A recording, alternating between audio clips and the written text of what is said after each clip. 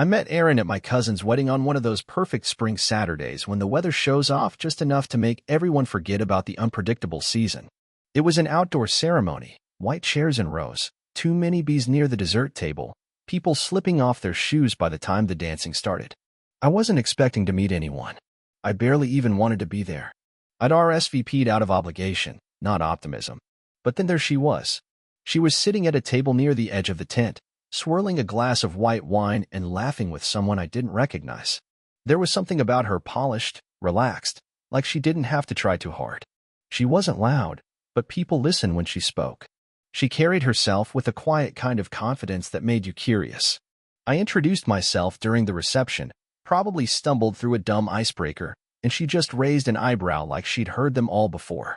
But then she smiled, this full, unfiltered smile, and said, "I was wondering when you were going to stop staring and say hi." We spent the rest of the evening talking. She told me she worked in graphic design, mostly freelance projects with a few steady clients. I told her about my job in logistics, less exciting but stable, and she nodded like she respected that. We talked until the music died down and people started folding chairs. She gave me her number without me having to ask.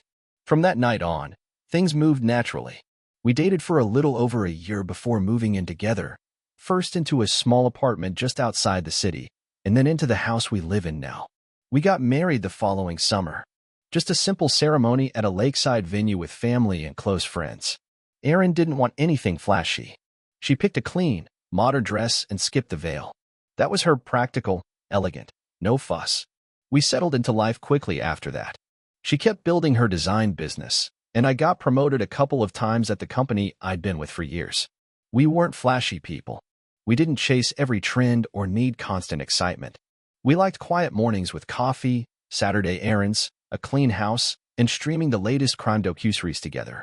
Our routines were simple but full of ease. The house is modest but cozy, 3 bedrooms, one we turned into her home office, one for guests that we never really have. She decorated it exactly how she wanted. Clean lines, warm neutrals, framed prints that shift with the seasons. She had a vision, and I just stayed out of the way. She always had a better eye for those things. We weren't over-the-top romantic, but we were solid. We made time for each other. We knew how to share space.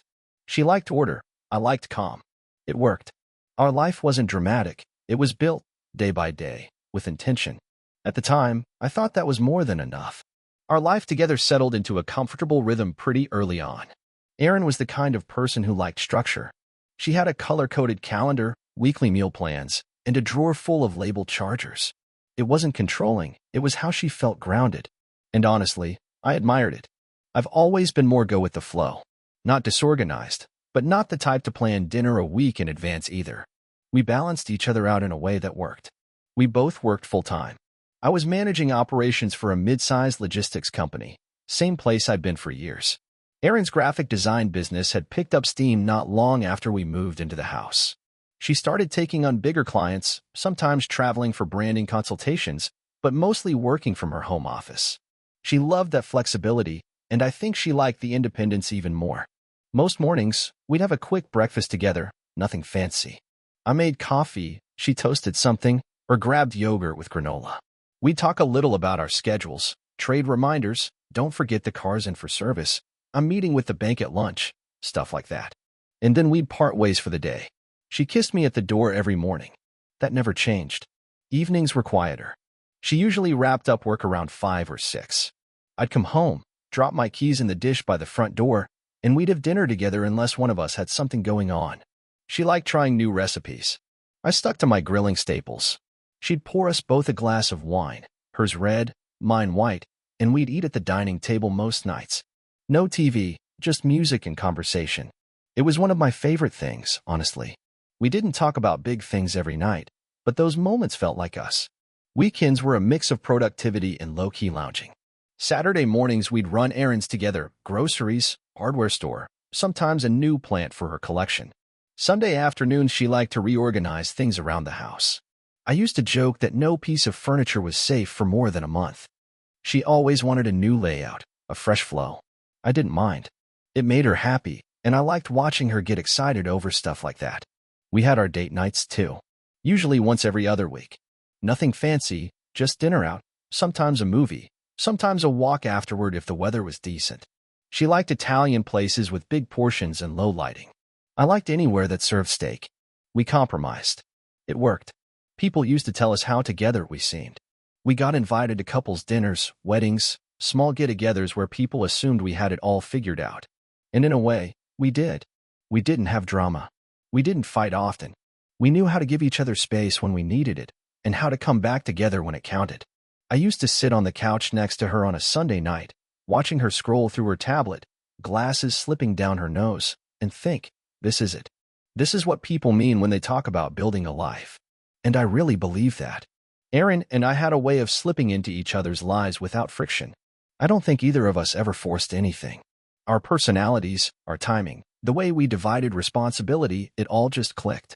People used to ask us how we kept things running so smoothly. My answer was always the same.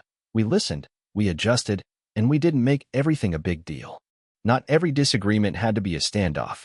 Erin liked control, and I liked keeping the peace. That's not to say I was passive. I just knew when to let things go. And I trusted her judgment. We had traditions, small ones. Every Friday night, we ordered from the same Thai place and watched something neither of us cared too much about. Just background noise while we ate on the couch with a blanket and our feet tangled up.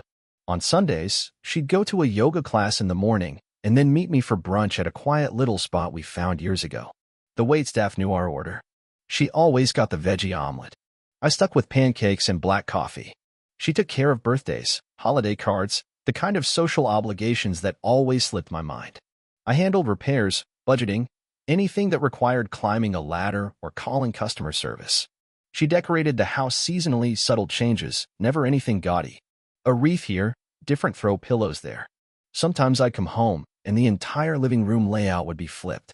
I'd blink, and she'd say, I needed a new perspective. That was her. Always refreshing something. Rearranging the pieces until they felt right. We didn't talk about kids much. It wasn't a point of tension, just something we kept saying we'd revisit when the time felt right. There was never a rush. We were both busy with work, happy in the moment. We had nieces and nephews to spoil, and the quiet of a child-free home suited our lifestyle. Our lives felt full already. Looking back, what stands out most from that time isn't any big milestone. It's the small, easy things. The way she'd put her cold feet on my legs in bed without asking. The way she'd play music while cooking and hum along, completely out of tune but never caring. The way she'd leave notes in my lunch sometimes, usually a dumb drawing or a reminder to buy more coffee filters. I didn't see cracks. Not then. We weren't perfect, but we were steady. We had fun. We had habits. We had each other. She'd call me solid when talking to friends. He's the rock, she'd say. And I'd laugh it off, but deep down, I liked being that. The dependable one. The one she could count on. If you'd asked me during that time how my marriage was, I would have said great without hesitation. And I would have meant it. It started like most of our conversations, calm, casual, over dinner on a Thursday evening.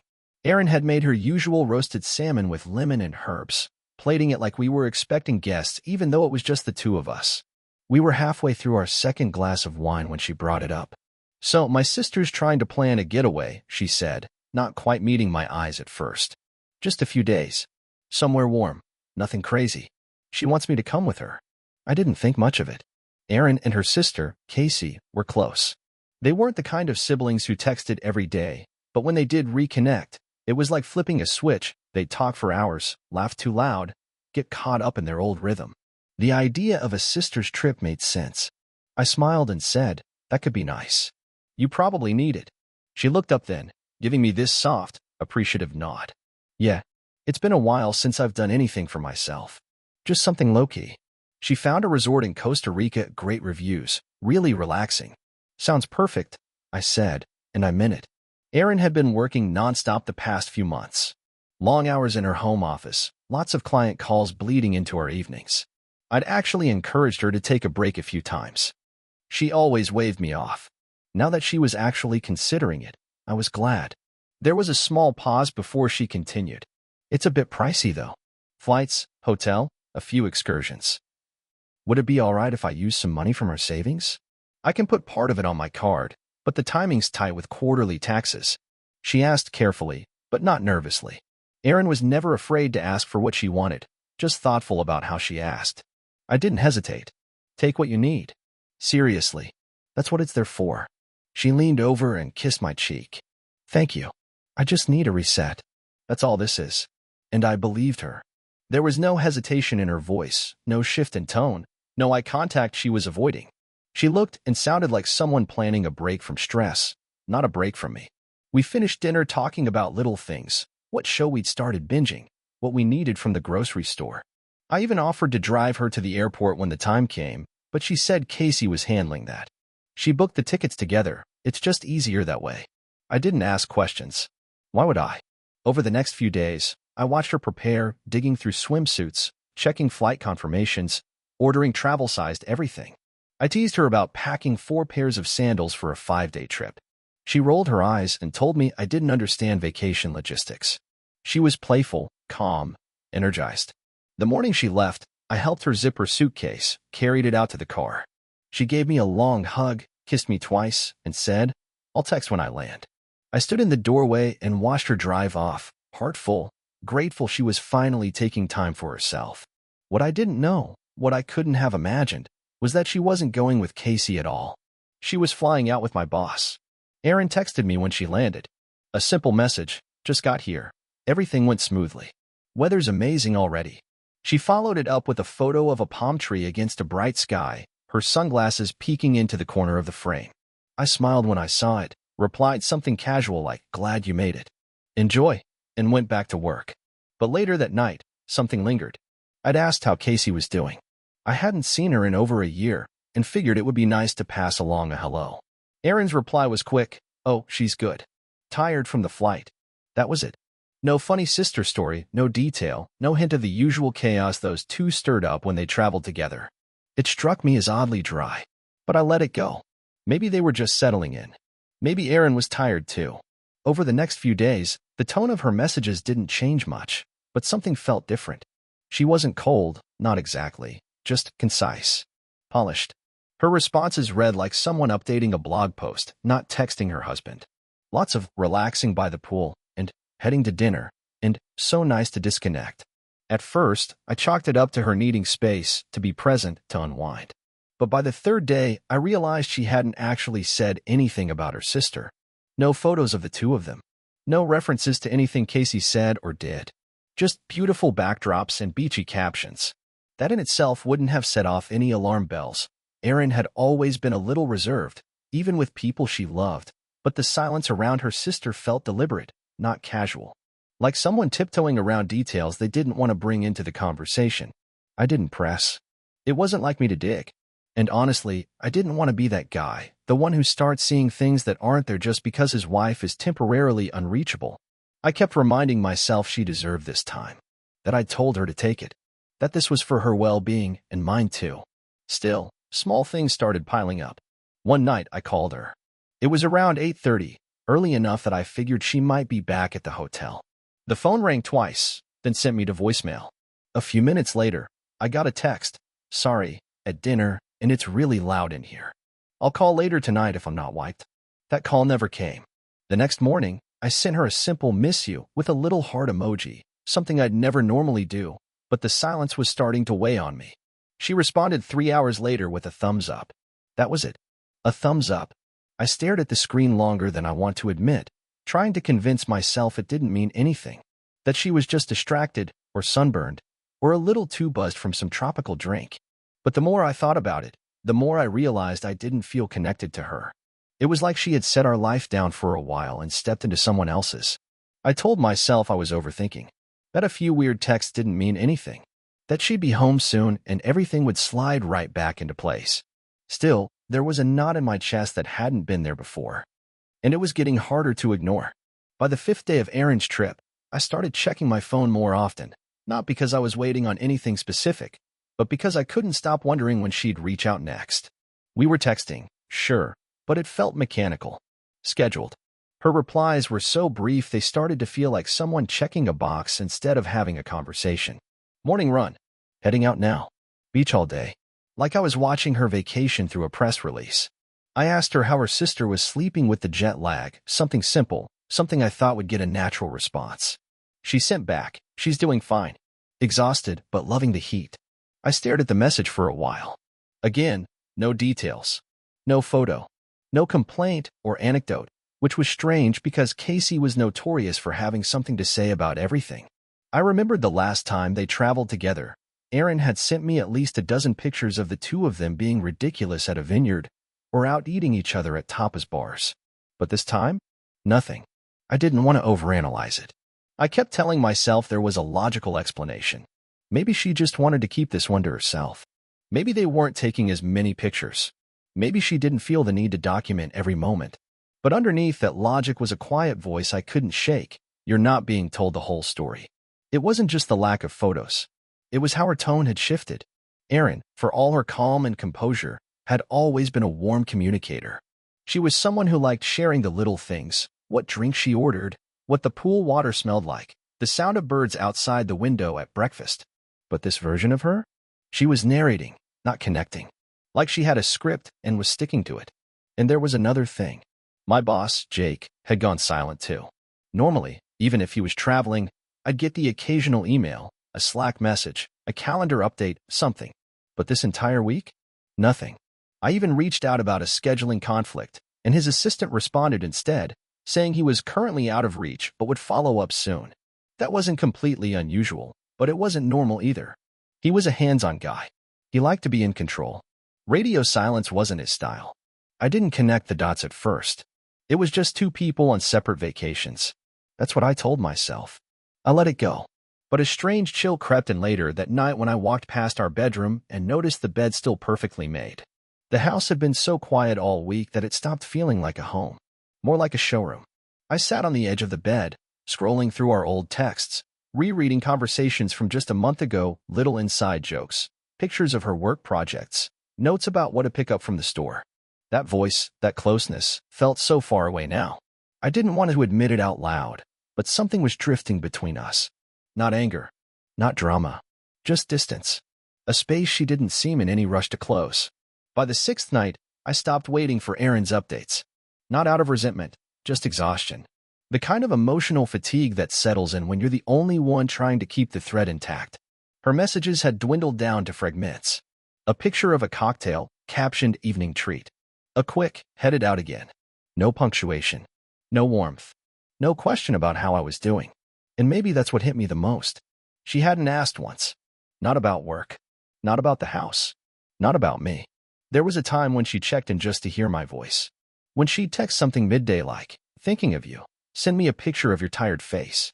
It had always been our rhythm, light, playful, a way of reminding each other that even with our separate lives, we were tethered. Now, I felt like a bookmark she left behind in a book she wasn't reading anymore. That night, I sat in the living room with the lights low, scrolling mindlessly through the photos we'd taken the year before on our weekend trip to Vermont. The kind of quiet trip we both used to love, coffee on the porch, long drives with no destination, laughing about nothing important. I looked at her face in those pictures, relaxed, unfiltered, totally at ease. It was the kind of ease that comes when you trust the person next to you completely. I hadn't seen that version of her in days, maybe longer. I tried calling again, just once, around 9:30. I knew it was late, but something in me just needed to hear her voice. Needed to feel like she was still mine, like she was still somewhere on the other side of this distance. It rang 4 times, then went a voicemail. She didn't text afterward. Not even a sorry, missed this. I didn't try again. The next day at work, I caught myself spacing out more than once, staring at my monitor without seeing the screen. The office felt colder, somehow. Even with the same routine, the same fluorescent lights, the same shallow conversations in the break room, it felt hollow. Jake still hadn't checked in. I kept refreshing my email, half expecting to see a meeting invite pop up, a calendar ping. But nothing. It wasn't until I passed by his office, dark, empty, blinds pulled shut, that something lodged in my chest. A flicker. Not a thought. Not a theory. Just a feeling I didn't want to name. I went home that evening and made dinner out of habit. Set the table. 2 plates. I don't know why. I sat at one, barely touched the food. The other stayed empty, untouched, like it was waiting for someone who no longer remembered they were supposed to come back. And for the first time since Erin left, I allowed myself to sit in the quiet and admit it. Something was deeply wrong. I just didn't know how wrong it really was yet. I wasn't expecting her to be home that day. Erin had said she'd be flying back in the evening, Something about a late checkout, a layover, the kind of itinerary stuff she usually laid out in neat detail. But it was barely past noon when I heard a car pull into the driveway. I glanced at my phone. No text. No call. Just the sound of her keys in the front door. I stood in the hallway, confused at first. Maybe her flight changed. Maybe she got an earlier connection. But then I saw her. She walked in like she hadn't been gone at all. Hair tied back, sunglasses still on, dragging her suitcase behind her. But she wasn't alone. Jake stepped in right behind her. My boss. My friend. The man I'd worked under for nearly a decade. He didn't look at me right away. Erin did. And she didn't flinch. I couldn't speak. I don't even know what my face was doing, but my entire body froze. The pieces didn't fall into place. They slammed together. Erin let out a breath like she'd been rehearsing it. We should talk, she said, cool and flat. I didn't answer. I couldn't. She stepped forward, standing between me and Jake, and said, I didn't plan on it coming out like this. But I'm tired of pretending. You're not what I need anymore. I blinked. My heartbeat felt like it was trapped in my throat. Then she added, almost casually, like she was commenting on the weather, Jake and I are together now. He makes me feel like I actually exist. Like I'm not just stuck playing house with someone who never changes. Jake still wouldn't look at me. Erin didn't stop. You've been comfortable for too long. Predictable. Safe. And honestly, that's not enough for me anymore. I'm done pretending we're still a real marriage. I'm moving in with him. I didn't say a word. I couldn't even hear what my body was doing. My breathing, my hands curling into fists at my sides. I felt like a stranger in my own home, watching my life peel away in real time. And then Jake, finally, spoke. But not to apologize. Not to explain. I'm going to have to let you go, he said. Just like that. It's not personal. Things are shifting at the company. Restructuring. You'll get a formal notice soon. I laughed. I actually laughed, because it was so absurd I thought I was dreaming. But no, this was real. My wife standing in front of me with the man who just took her, and now, my job too. It was too much. Too clean. Too fast. They didn't stay. Erin picked up her suitcase again. Jake held the door. Like I was the guest now. The last thing she said before walking out was the final cut. You'll survive. You always do. But I'm done surviving. I want to live. And just like that, they were gone. The door clicked shut behind them. And I stood there, in the middle of a house I no longer recognized, with a life that had been rewritten while I wasn't looking. Everything after that was a blur. But I knew one thing with absolute certainty. This wasn't over. Not yet. The day after Erin and Jake walked out of my life, I sat at the kitchen table for hours. Not crying. Not yelling. Just sitting. Processing. The silence didn't feel empty anymore. It felt surgical, like I could hear every tiny creak in the walls, every breath in the house. That was what was left. A home that wasn't mine anymore. A job already slipping through my fingers. And a marriage that died mid-sentence. I wasn't going to beg. I wasn't going to write long texts or leave voicemails they could ignore. I wasn't going to let them have that kind of power. But I wasn't going to disappear either. I went to the office the next morning, even though I knew Jake would be avoiding me. I walked in calm, like nothing had changed. Said good morning to the front desk staff. Sat down at my desk and logged into our system. I had access, still had access, to the company's operations database. And Jake? He wasn't just bad at subtlety. He was bad at cleanup. I found it quickly. Years of sloppily documented transactions, misreported figures, and discrepancies that had always been brushed aside. I'd seen the red flags before, but never said anything. He always played it off, always had an excuse, and honestly, I didn't care enough to dig until now. But now, I documented everything. I made copies. I printed reports with notations highlighting every tax inconsistency, every buried margin shift, every client invoice that didn't match. When I finished, I sent a few files anonymously to the tax office. No accusations, just flagged documents and a message. You may want to review this. Something doesn't add up. I knew how their audits worked. They dig.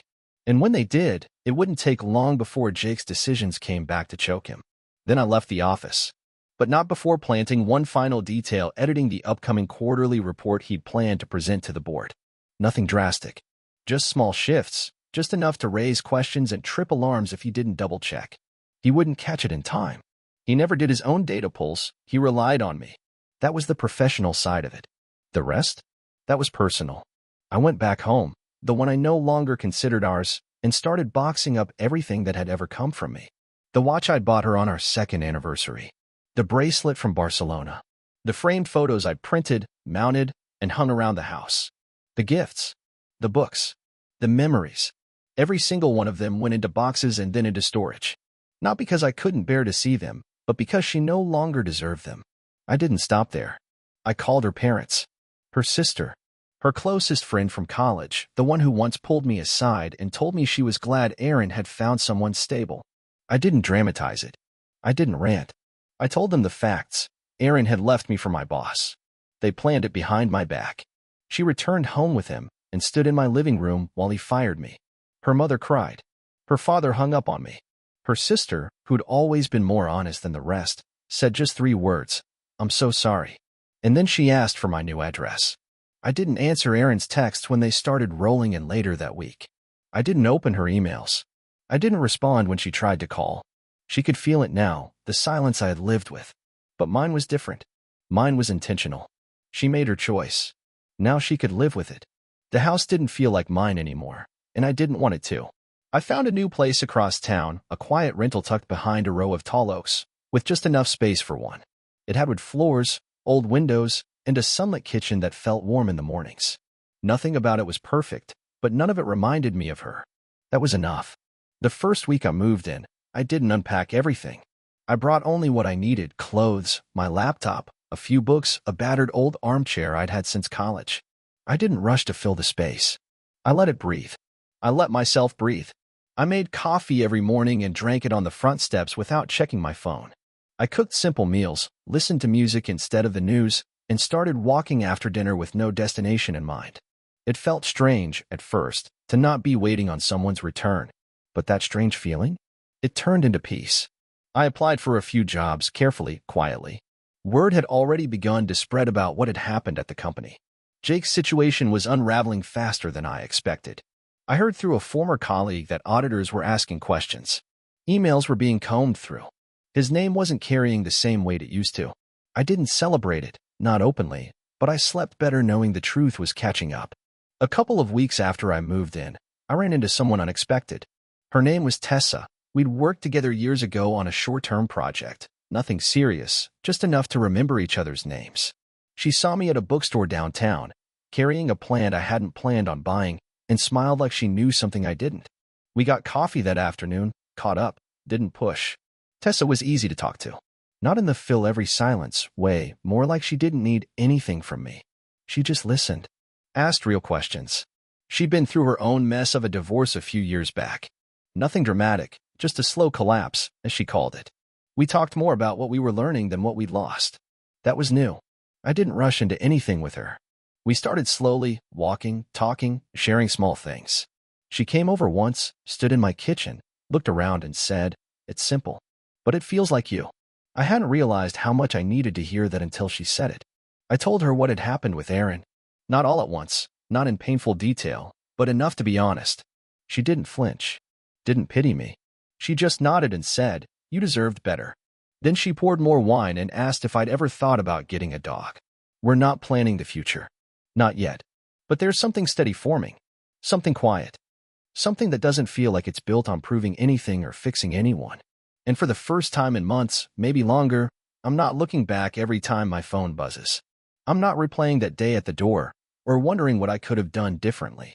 I'm just here, in this new space, with my own breath, my own silence. And that's where healing starts. It's been almost a year now.